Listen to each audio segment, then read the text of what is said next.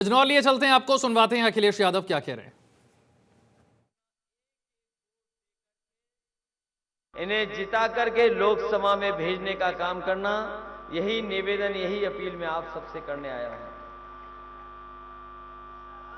ये चुनाव 2024 का देश का विशेष परिस्थितियों में चुनाव होने जा रहा है। ये ऐसी परिस्थितियां हैं कि एक तरफ तो वो लोग हैं जो संविधान के रास्ते पर देश को चलाना चाहते हैं, दूसरी तरफ वो ताकतें दिखाई दे रही हैं जो संविधान से दिए हुए अधिकारों को एक एक कर करके हमसे अधिकार छीन रहे हैं। और ये लोकसभा का चुनाव अपने आप में अलग इसलिए है कि याद कीजिए, हमने और आपने किताबों में पढ़ा होगा कि एक बार इस धरती पर समुद्र मंथन हुआ था, और समुद्र मंथन के बाद एक तरफ कौन था, दूसरी तरफ कौन था, आप जानते होंगे।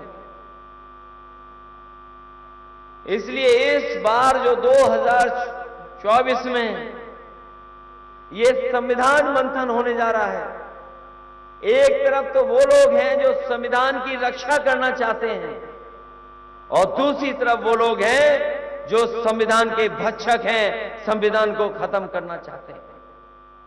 उनके बीच का चुनाव है। आपने विरोधी पार्टी के लोगों की भाषा सुनी होगी, और जो सत्ता में हैं उनकी भाषा तो पता नहीं कहां से सीख करके आए हैं।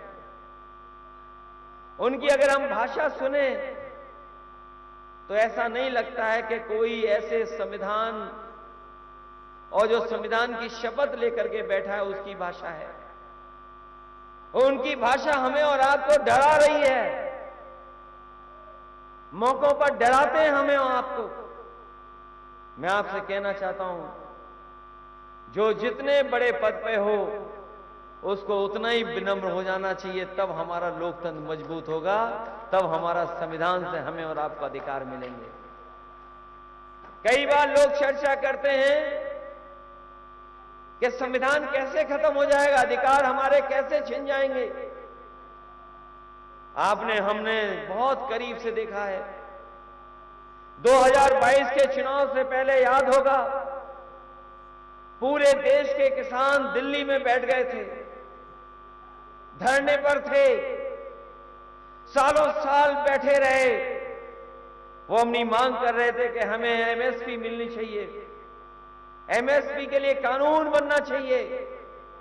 जो 3 काले कानून आए हैं, ये हम 3 काले कानून स्वीकार नहीं कर सकते हैं। आपने वो समय देखा जिस समय फोर्स को आगे कर करके सरकार ने अपनी पूरी ताकत लगा करके सड़कों पर कील लगवा दी, पक्की आरसीसी की बैरिकेडिंग करवा दी, दीवार बनवा दी आरसीसी की, और किसान को वो दिल्ली में अपनी बात कहने के लिए नहीं आने देना चाहते थे।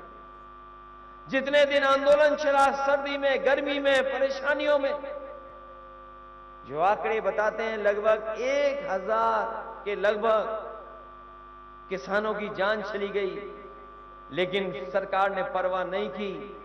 लेकिन जैसे